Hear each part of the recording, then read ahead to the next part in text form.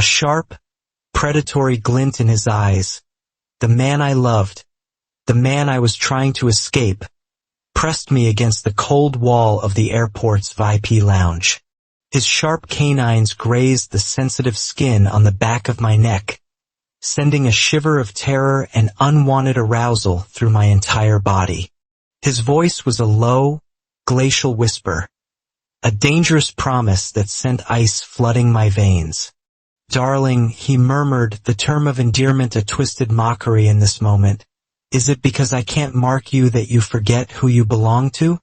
To understand how I found myself a captive in this gilded cage, pinned by the very man whose future I was trying to protect, we must rewind. It all began on a quiet afternoon in his father's opulent, suffocatingly silent study, when Mr. Noah, the patriarch of the formidable Liu family, had beckoned me back to the old mansion. Alone, a knot of dread had already tightened in my stomach. I knew, with a certainty that was as cold as it was absolute, what this meeting was about. So, when he produced a meticulously organized stack of glossy dossiers, the faces of beautiful Omegas smiling up from the pages, I felt no surprise, only a dull, resigned ache. Mr. Noah wore a disarmingly gentle smile, the kind a benevolent uncle might offer, but it never reached his eyes. His gaze was piercing, analytical, as if he could peel back the layers of my soul and read the secrets I kept hidden there. "Matthew," he began, his voice smooth as aged whiskey, "you've been by James's side since your high school days. I need you to do your old uncle a favor. Help me discern what kind of Omega would truly capture his heart. For a man like James, born into the zenith of society, the world was his oyster. Wealth that could buy nations, power that could topple giants, and a status that most people couldn't even dream of attaining in a dozen lifetimes. These were his birthright. The cruel irony was that the one thing he couldn't truly command was his own heart, his own future. The elite families moved in their own rarefied circles, and even though the Liu family reigned supreme, a dynasty that had no need for marital alliances to bolster its power, the tradition remained. From their lofty perch, they looked down upon the scrambling masses below. Yet, when it came to a matter as personal and pivotal as marriage, James, the current head of the family, should have been the first to be consulted. But Mr. Noah, in a calculated move, had bypassed his own son and come directly to me. I lifted my gaze to meet his, and the deep, knowing look he gave me confirmed everything. He was fully aware of the nature of my relationship with James. It was an open secret within the gilded walls of the Liu household.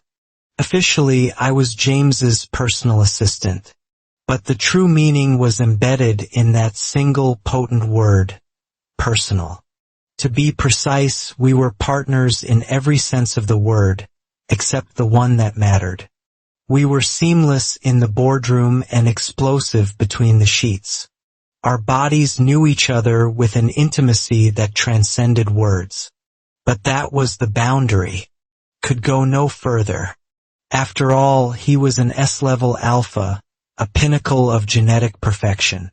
And I was a simple male beta, a man with a fertility rate so negligible it was practically a rounding error. The chasm between us was unbridgeable. Because of this, the three words I longed to say remained locked away in the deepest chambers of my heart. I had never confessed my love for him. Even in our most passionate moments, I consciously reined in my emotions, terrified of revealing the depth of my feelings, of letting a single crack appear in my carefully constructed facade. But the Liu family was obsessed with appearances. With a marriage alliance on the horizon, any extraneous relationships had to be neatly severed to avoid the whispers, the scandal, the humiliation of becoming a laughingstock in their high society circles. With a respectful nod, I accepted the stack of profiles, my fingers tracing the smooth paper. As I began to methodically review them, I felt, rather than saw, Mr. Noah release a subtle sigh of relief. The tension in his shoulders eased, and the hard lines around his eyes softened. He had gotten what he wanted, my compliance. What kind of Omega does James like? The question echoed in my mind, and against my will, memories flooded in. I remembered the heat of his breath on my neck, his voice, husky and thick with desire, whispering praises in my ear amidst the tangle of sheets. Baby, your waist is so delicate. Darling, your skin is so pale, like porcelain. Matthew, your legs, they could wrap around me forever. A faint cough escaped my lips as I forced the searing images from my mind, pulling my focus back to the task at hand. I delved into the information, dissecting each candidate with the detached precision of a strategist. I analyzed their family lineages, their temperaments, their passions, their educational achievements, and their moral standings. From the sea of perfect smiles and flawless pedigrees, I meticulously selected 4 Omegas who, on paper, were the epitome of a perfect match for James. Mr. Noah, I said, my voice steady, based on my understanding of Mr. William, I believe these candidates are the most suitable. He took the files from me but didn't even grant them a cursory glance, simply setting them aside on the polished mahogany table. I knew then that my efforts were merely a formality. He had already chosen his preferred candidate. This entire charade was for my benefit, a clear, unspoken message that James was to be married, and I was to disappear. It was a shot. After all, James was the true master of the Liu family now. Compared to his father, his methods were sharper, more decisive, bordering on ruthless. He was an undisputed prodigy in the world of business, a predator in a bespoke suit. He had wrested control from his own father at an astonishingly young age, forcing Mr. Noah into the fastest retirement in the Liu family's storied history. This was the family's brutal tradition. They would sire multiple children, arm them with knowledge of commerce and power, teach them to be sharks in a sea of blood, and then, in the final lesson, instruct them to shed all sentiment and fight. Brother against brother, son against father. Only the one who emerged victorious, standing atop the vanquished, could claim the throne. Mr. Noah had been young when he took power, a mere 25. But James had shattered that record, ascending at just 20 years old. And so Mr. Noah understood that it was far easier for me to be persuaded to leave than it was to command James to let me go. Matthew, Mr. Noah said, changing tactics, his tone softening with false concern. Thinking about it, you've been with the company for nearly 6 years now.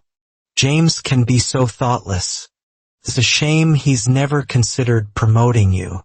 As it happens, his elder brother has just launched a new branch in Country M. He's looking for a branch manager. What are your thoughts? James's elder brother, William, an alpha born with a tragic physical defect, infertility. From the moment he was born, his fate in the succession war was sealed. He was disqualified before the games even began, cast out of the family's inner circle and exiled to Country M. Mr. Noah's proposition was transparent. He saw me, an ordinary beta with almost no chance of conception, and likely thought he could kill 2 birds with 1 stone, pairing me off with his other problem son. It was a testament to how little he cared for his eldest, who, as I knew, already had a loving Omega partner of his own. I suppressed the bitter cocktail of anger and sorrow churning in my gut, forcing an expression of flattered surprise onto my face. "I will follow the chairman's arrangements," I said, my voice a mask of solemn gratitude. Just as the words left my lips, a commotion erupted from the entrance hall. And then he was there. James. He stood framed in the doorway, his expression an unreadable mask of calm, though his brow was furrowed in a clear sign of displeasure. "What arrangements?" he asked, his voice low and dangerous. He strode into the room, his presence immediately dominating the space, and his gaze fixed on me. "Matthew, you are mine. The only orders you need to follow are mine." When Mr. Noah saw him, his composure flickered for a fraction of a second. He subtly slid the Omega profiles into a drawer of the coffee table before speaking, his voice laced with forced nonchalance. "James, why didn't you let us know you were coming?" James's eyes darted to the cabinet, a flicker of understanding in their depths, but he didn't press the issue. Instead, he said coldly, "And did you let me know when you called my man over without my permission?" His gaze then swiveled back to me, still seated on the sofa. He clicked his tongue, a sound of sharp annoyance. "Matthew, are your legs broken? Get over here. Now." I scrambled to my feet, gathering my things and following him like a well-trained dog. We walked in silence, the air crackling with unspoken tension, all the way to his car. James drove, his hands gripping the steering wheel, his knuckles white. He navigated the streets with a ferocious speed, heading towards the private villa where we lived. As the car descended into the subterranean garage, the heavy doors groaned shut behind us, and with a soft click, he locked the doors, plunging us into an intimate, suffocating silence. I looked at him, my heart beginning to hammer against my ribs. "What's wrong?" I asked, my voice barely a whisper. His eyes, when they met mine, were deep and stormy, like a turbulent sea. "What did the old man say to you?" My body went rigid for a split second before I willed myself to relax. I feigned a casual air, shrugging slightly. "He was just asking about your recent work, how you've been." He stared at me, his silence a heavy, oppressive weight. I could feel an intimidating chill radiating from him, turning the air in the car thick and difficult to breathe. My lungs felt tight, constricted. I reached for the window controls, desperate for a gasp of fresh air, but his hand shot out, capturing my wrist in an iron grip. He slammed my hand against the headrest above me, his strength overwhelming. In one fluid motion, he pushed my seat back until I was lying flat, and then he was over me, caging me in with his body. His voice was a low, seductive purr, the kind one might use to coax a secret from a frightened child. "One last chance, Matthew. Tell me the truth, or you don't have to bother coming to work tomorrow." I am, by nature, a terrible liar. The single greatest deception I had ever managed to pull off was telling James, years ago, that I didn't love him. That lie was my masterpiece, my fortress. Every other falsehood I'd ever attempted, he'd seen through with insulting ease. So I chose silence. I closed my mouth and said nothing. A harsh, humorless laugh escaped his lips. He pinched my chin, forcing my face towards his tone laced with a terrifying edge. "So disobedient," he murmured. "I suppose it's time you were taught a proper lesson." And with that, he clasped the back of my head and his mouth crashed down on mine. It wasn't a kiss of passion, but of punishment. He bit my lip, drawing a faint taste of blood, his tongue plundering my mouth with a desperate, angry force. I was lost, kissed until my lungs burned for air, my mind reeling. My hands could only cling to his back, rising and falling with the relentless rhythm he set. When I awoke, the sun was high in the sky, streaming through the bedroom window. It was already noon the following day. A glance at my own body revealed a canvas of dark bruises and love bites, a testament to his fury. A dull, stinging ache throbbed deep within me. I let out a soft, weary sigh. If things followed their usual pattern, James's susceptible period was imminent. As a beta, I couldn't smell his pheromones, but years of experience had taught me the signs. In the days leading up to it, his possessiveness would escalate to a fever pitch. The proof was written all over my skin in the form of bite marks, each one seeming to carry the intent to devour me whole, to merge my very being with his own. For an S-level alpha, the susceptible period was a particularly brutal ordeal. Uncontrollable emotions, a hair-trigger temper, and an insatiable libido. All the standard symptoms were amplified in him 100-fold. My initial plan had been to endure this period with him, to see him through the storm, and then quietly make my exit. But Mr. Noah was not a patient man. His last phone call had been stripped of all pretense, his tone hard and unforgiving. "Matthew, you gave me your word you would leave. Why are you still there? Do you want to condemn James to a childless life by your side? Do you want to be the one responsible for ruining the century-old foundation of our family?" His words were like daggers, and I had no shield against them. After a long, heavy silence, I finally replied, "I understand. I'll leave as soon as I can." I had always known this was an impossible dream. I remembered my freshman year of college, when his first susceptible period had hit him like a tidal wave. In his pheromone-addled haze, he had mistaken me for an omega and marked me. A forceful, desperate act of possession. When the fog had cleared and he'd realized what he'd done, he'd looked at me with guilt-ridden eyes and promised he would take responsibility. But I, ever the pragmatist, had coldly shut him down. "I'm a beta. Your mark won't take." Besides, I'd added, the lie tasting like ash on my tongue, "I don't like you. There's nothing to be responsible for." But had my resolve never wavered? That was another lie. I remembered a time when his stepbrother's thugs had cornered me, using me as leverage against him. The cold steel of a knife pressed against my throat. They had forced James to his knees. I watched in horror as they rained down blows on his back with iron rods. Through it all, he just offered me a pained, reassuring smile, as if trying to calm my fears even as he was being broken. He clenched his jaw, refusing to utter a single sound of pain. My mind drifted further back, to a grimy alleyway years before.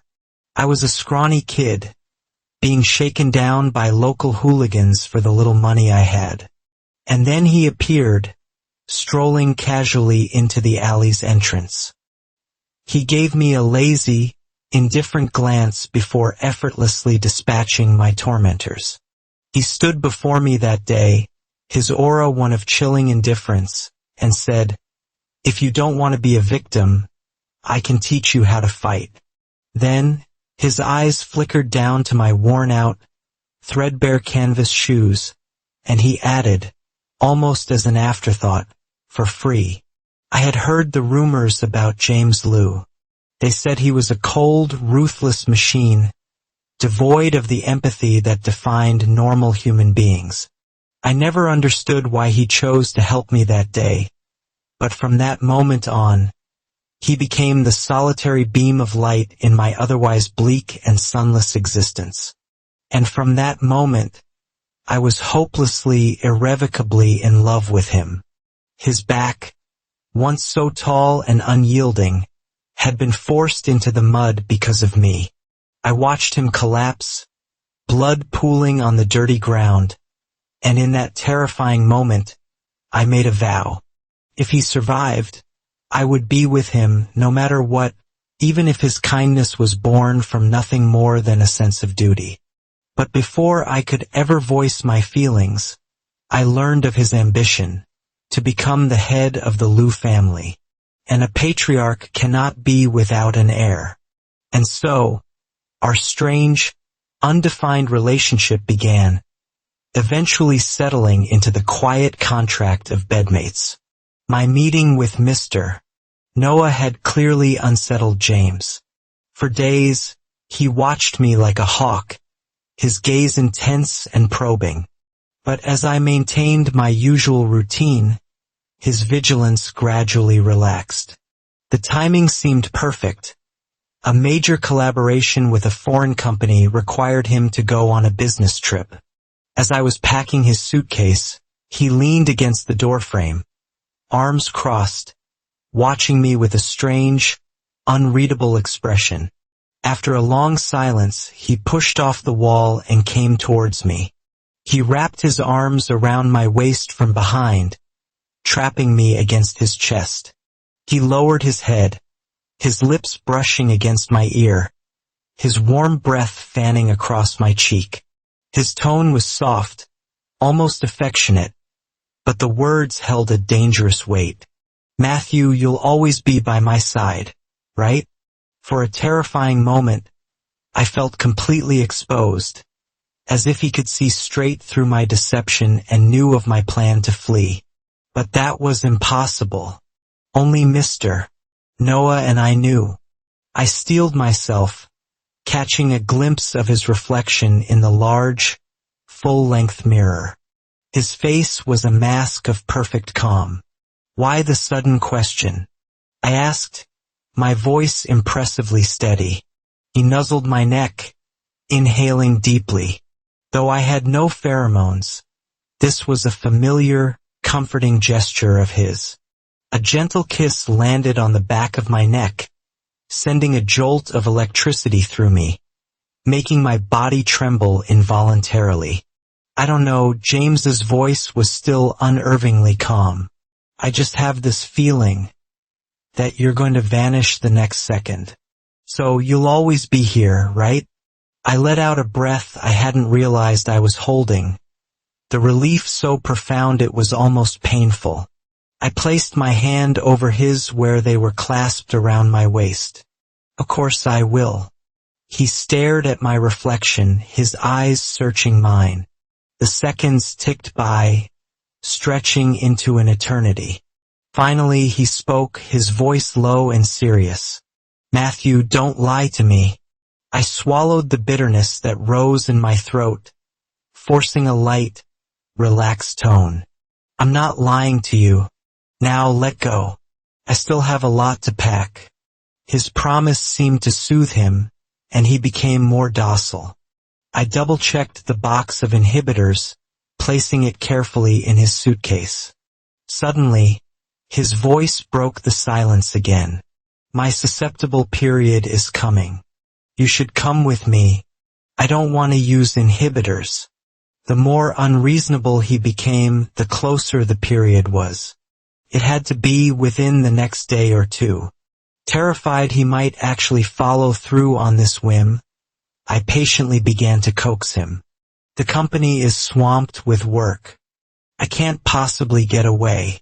Besides, you'll only be gone for a day or two.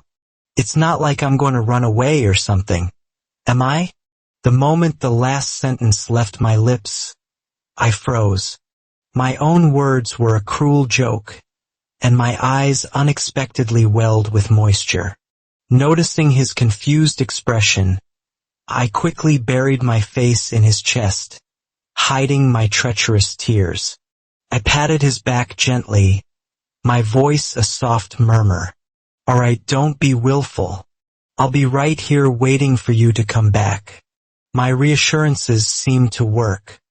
He didn't cause any more trouble before he left for the airport. I watched him walk through the boarding gate, a tall, imposing figure disappearing into the crowd. Then, I turned and went back to the villa to pack my own life away. So many of my things were here. This place was more my home than any other. After 6 years, more than half of the villa's contents were mine. But as I sorted through our shared life, I was ruthless. In the end, I packed only a single small suitcase.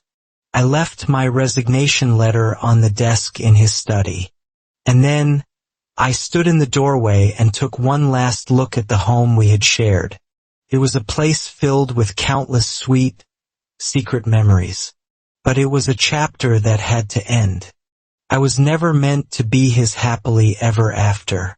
With a soft sigh, I turned my back, closed the door, and walked away without a second glance.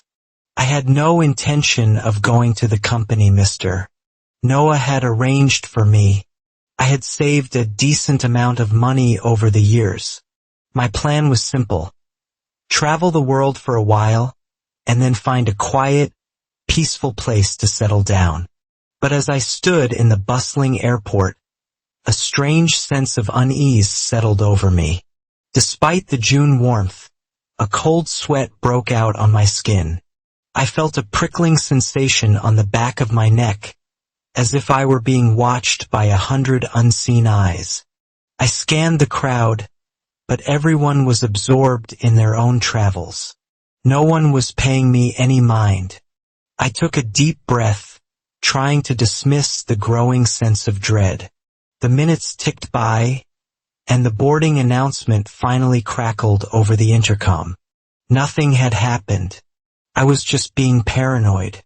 But as I approached the gate, several figures in dark suits materialized from the crowd, surrounding me in a tight, inescapable circle. The man in the lead was achingly familiar, the captain of James's personal security team. He addressed me with cold, professional courtesy. Mr. Matthew, Mr. William would like to have a word with you. The truth hit me with the force of a physical blow. The business trip was a lie, a meticulously crafted trap. James had known all along. He had given me the rope, just to see if I would hang myself with it. That explained his strange behavior, his paranoid questions. I had mistaken it for the onset of his susceptible period, but it was the calculated cunning of a predator setting a snare for his prey. The bodyguards escorted me to the VIP lounge. James was there, sitting on a plush sofa, his eyes closed. At the sound of the door, they slowly opened. His head turned, and his gaze landed on me. It was as cold and desolate as a frozen wasteland, and I shivered involuntarily. With a slight wave of his hand, the bodyguards retreated, closing the door behind them and sealing me inside. Before I could form a single word, he was on his feet, crossing the room in 3 long strides. His hand shot out, clamping onto the back of my neck, and he slammed me against the wall. That's when his sharp canines grazed my skin, and he uttered those chilling words. Darling, is it because I can't mark you that you forget who you belong to? A wave of pure panic washed over me. James, don't, I cried out, my voice trembling. I'm begging you.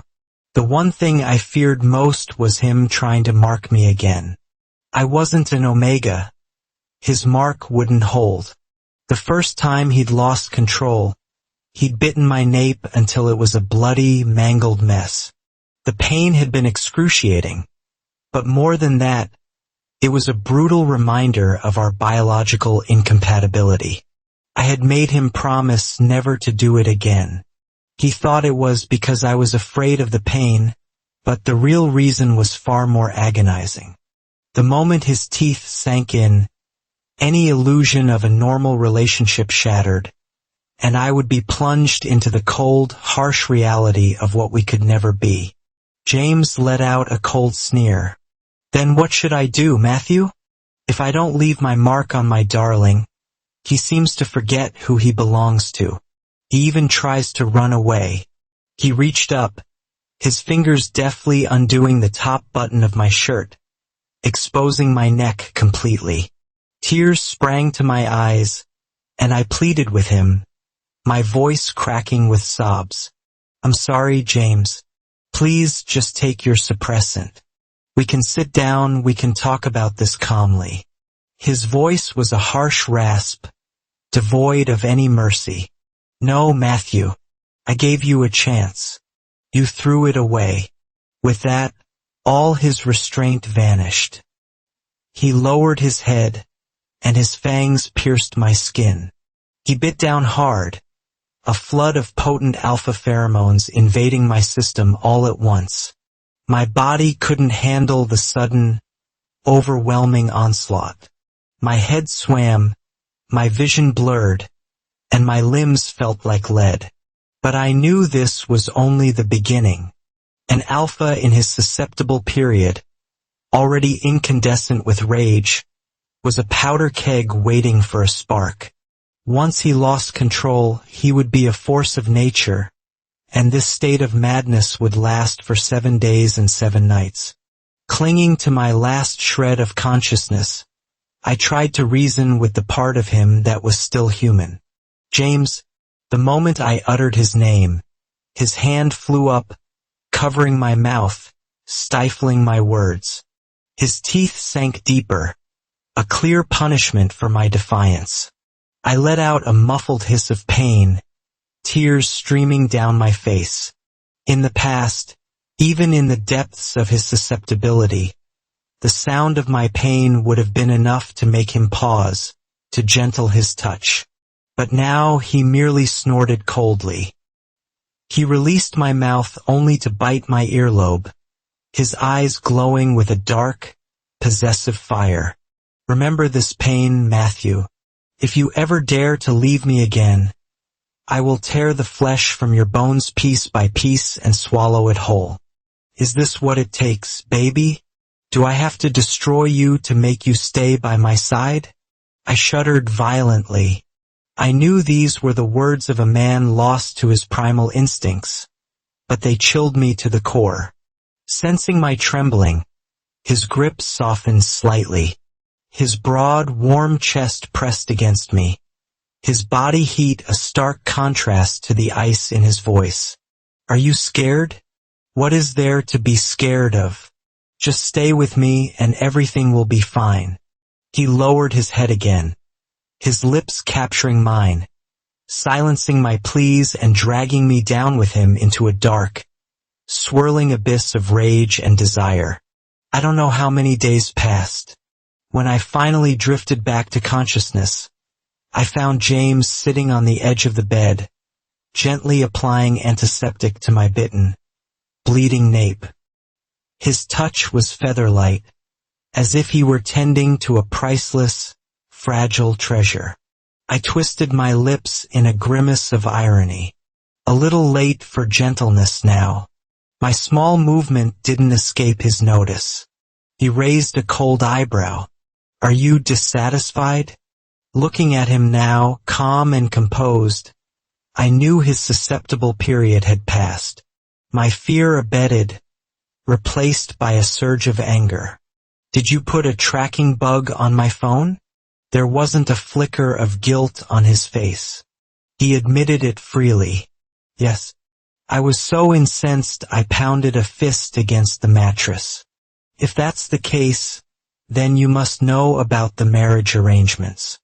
You're getting married, James. What am I supposed to do? Stay here and be your dirty little secret. Your mistress? His expression darkened instantly.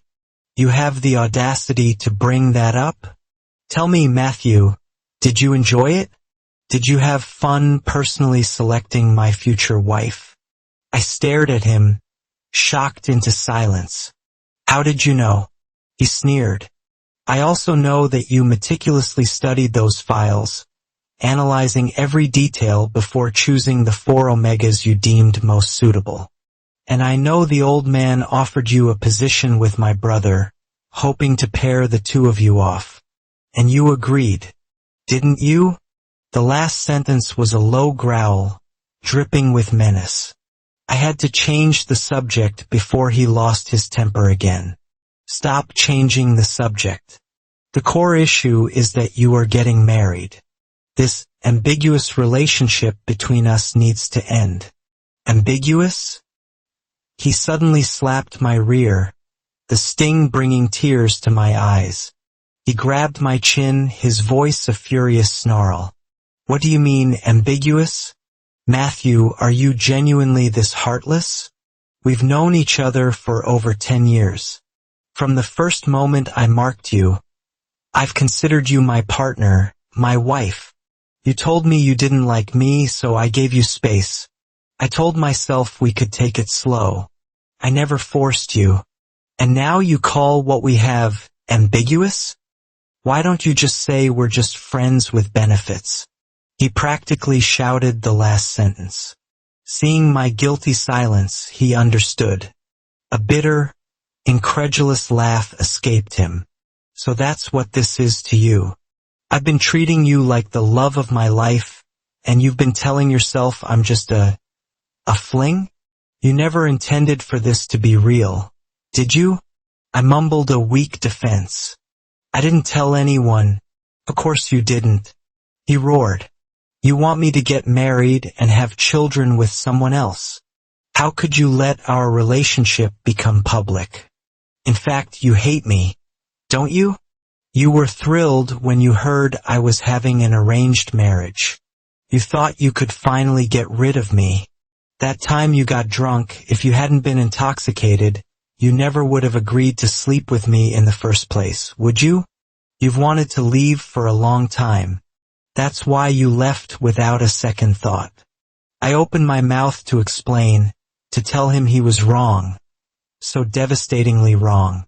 But as the words hovered on my tongue, a terrible idea took root. This was my chance. I knew the immense pressure he was under, the sacrifices he'd made to get where he was.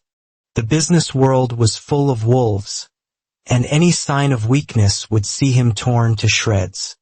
If his enemies discovered he intended to bind himself to a barren beta, they would use it as a weapon against him, claiming he was unfit to lead without an heir. I took a deep breath, forcing myself to meet his tortured gaze. I injected every ounce of false sincerity I could muster into my voice. Yes, James, I have never liked you. If I hadn't been drunk that night, if my judgment hadn't been impaired, I never would have let this happen. I've wanted out for years. What are you doing? I yelped as he suddenly flipped me over, delivering 2 sharp smacks to my behind before flipping me back and biting down hard on my collarbone. I was about to demand what had gotten into him when I felt something wet and hot fall onto my skin. A teardrop. And then another. I froze, utterly stunned. James never cried.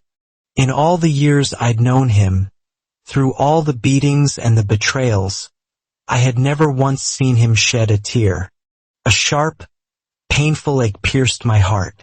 I raised my hand to comfort him, to wipe his tears away, but then I remembered my purpose. Couldn't be weak now. My hand fell limply to my side. I remained perfectly still, a statue of indifference, as he wept. Sensing my coldness, his tears stopped abruptly. When he looked up, his eyes were glacial pools of despair.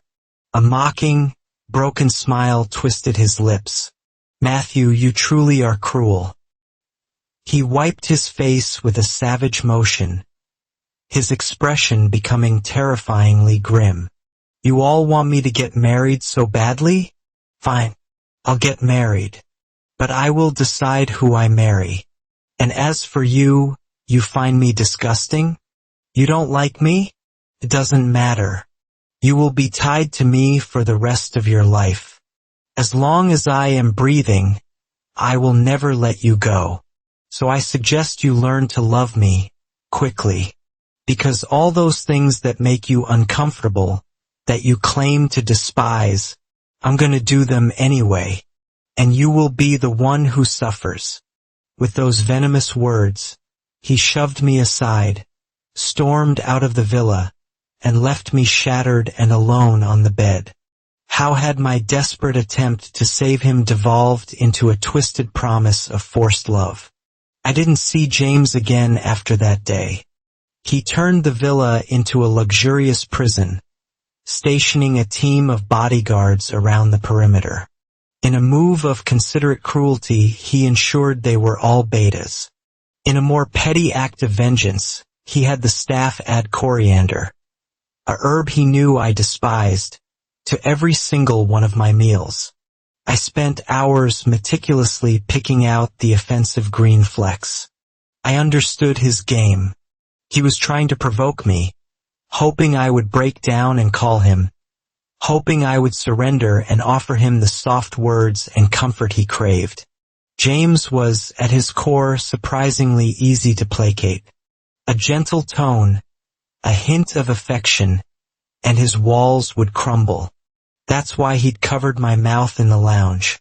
He was afraid to hear me beg, knowing he would soften, knowing he would forgive me when he wasn't ready to. I sighed, opening my phone. Social media was ablaze with rumors. The head of the Liu family was planning to marry a male beta of no notable status and with an extremely low fertility rate. The theories were wild.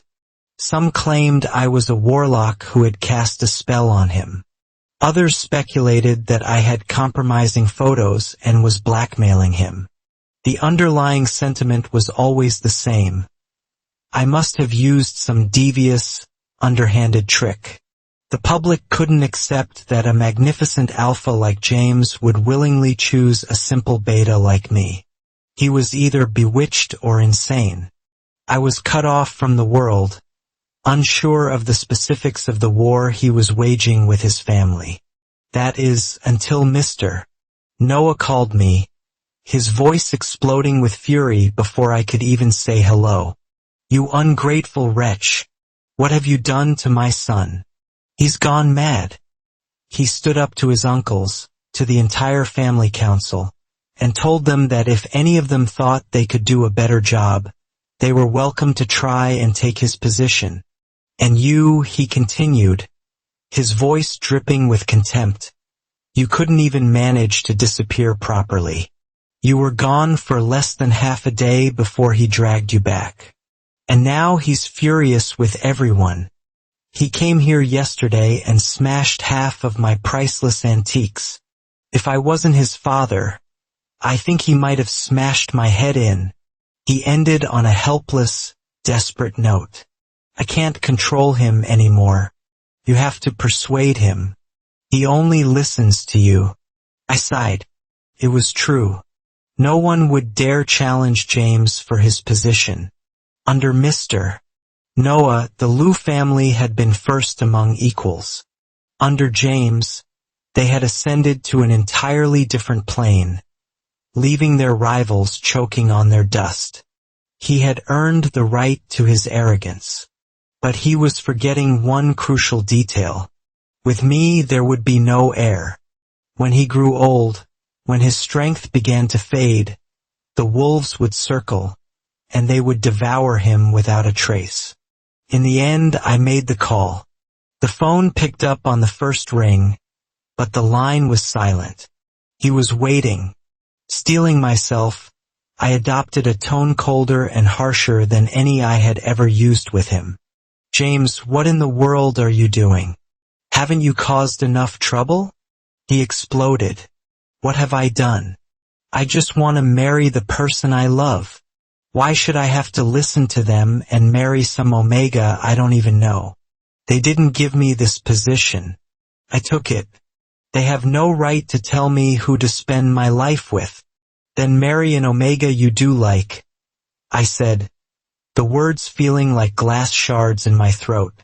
A cold, broken laugh echoed down the line. "An Omega I like? Matthew, are you completely heartless? Do you really not know who I like? It's you. It has always only ever been you."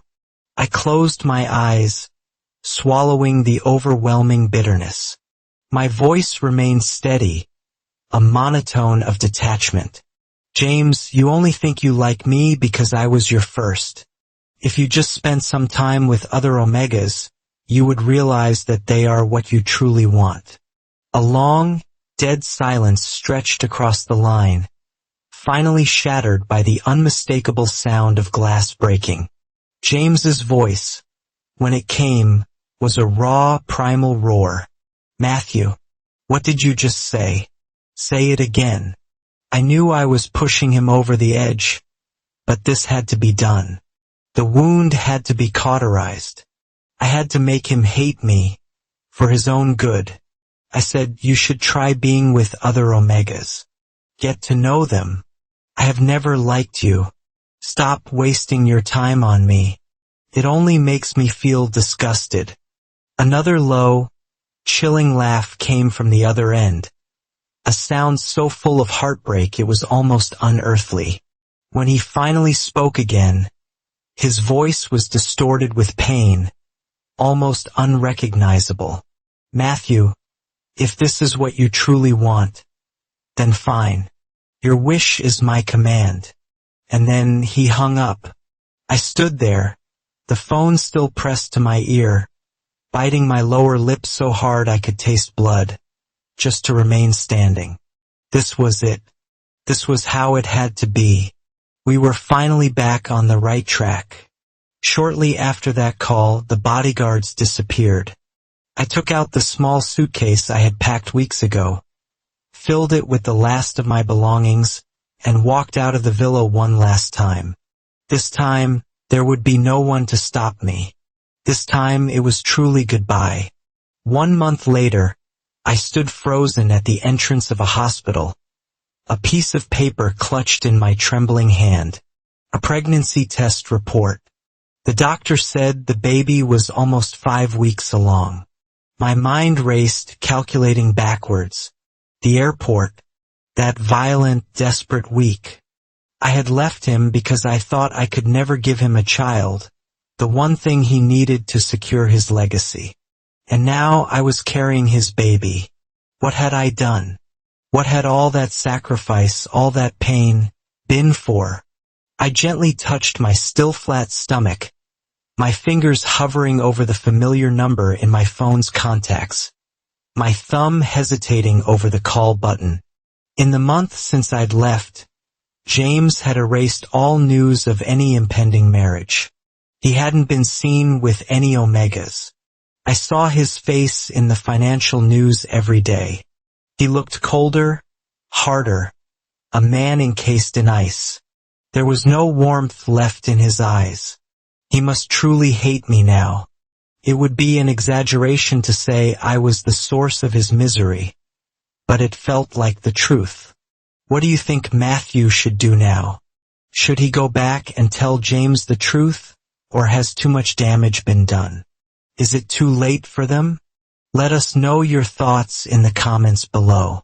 If you were captivated by this story of sacrifice and star-crossed love, please don't forget to hit that like button and subscribe to our channel for more stories that will capture your heart.